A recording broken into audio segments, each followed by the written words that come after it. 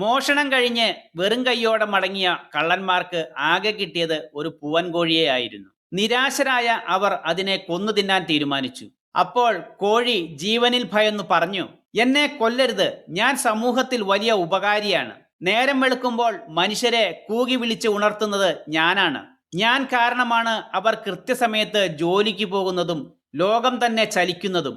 ഇതുകേട്ട് കള്ളന്മാരുടെ തലവൻ പറഞ്ഞു, സുഹൃത്തെ, നീ ഇപ്പോൾ സത്യം പറഞ്ഞു. നീ ഉറങ്ങുന്നവരെ ഉണർത്തുന്നത് കൊണ്ടാണ് ഞങ്ങളെപ്പോലുള്ളവർക്ക് പണിയില്ലാതാകുന്നത്. നിന്റെ ജാഗ്രതയാണ് ഞങ്ങളുടെ അപകടം. അതുകൊണ്ട് നിന്നെ കൊല്ലേണ്ടത് ഞങ്ങളുടെ ആവശ്യമാണ്. നന്മ തിരിച്ചറിയാൻ കഴിയാത്തവരുടെ മുമ്പിൽ അത് അവതരിപ്പിക്കുന്നത് ആത്മഹത്യാപരമാണ്. കഴിവുകൾ ആയുധമാകുന്നതും അപകടമാകുന്നതും അത് കേൾക്കുന്നവന്റെ മനോഭാവം പോലെയാണ്. അഴിമതിയുടെ കോട്ടയിൽ സത്യസന്ധതയുടെ പതാക പാറിച്ചാൽ അവർ നിങ്ങളെ തലയിലേറ്റില്ല, തല വെട്ടുകയേ ഉള്ളൂ. ഇരുട്ടിനെ പ്രണയിക്കുന്നവരുടെ ലോകത്ത് വെളിച്ചം തെളിയിക്കുന്നവൻ വിപ്ലവകാരിയല്ല, രാജ്യദ്രോഹിയാണ്. നിങ്ങളുടെ സത്യസന്ധത അവരുടെ കള്ളത്തരങ്ങൾക്ക് നേരെയുള്ള കണ്ണാടിയാണ്. സ്വന്തം വികൃതമായ മുഖം കാണുമ്പോൾ അവർ കണ്ണാടി തച്ചുടയ്ക്കുക തന്നെ ചെയ്യും.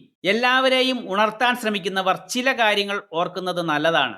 ഉറക്കം നടിക്കുന്നവരും വെളിച്ചം വീണാൽ കച്ചവടം പൂട്ടുന്നവരും നിഴലുകളിൽ സ്വന്തം സാമ്രാജ്യം പണിയുന്നവരും നിങ്ങൾക്ക് ചുറ്റിലുമുണ്ട്. അവരുടെ ഉറക്കം കെടുത്തുന്ന കാര്യങ്ങൾ വിളിച്ചു പറഞ്ഞാൽ അവർ നിങ്ങളെ ഇല്ലാതാക്കും.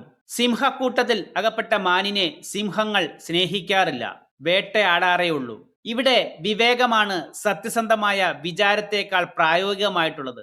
വീഡിയോ ഇഷ്ടപ്പെട്ടാൽ ഷെയർ ചെയ്യാനും ലൈക്ക് ചെയ്യാനും സബ്സ്ക്രൈബ് ചെയ്യാനും മടിക്കരുത്. നിങ്ങളുടെ കമൻറ്റുകളാണ് എൻ്റെ മോട്ടിവേഷൻ. താങ്ക്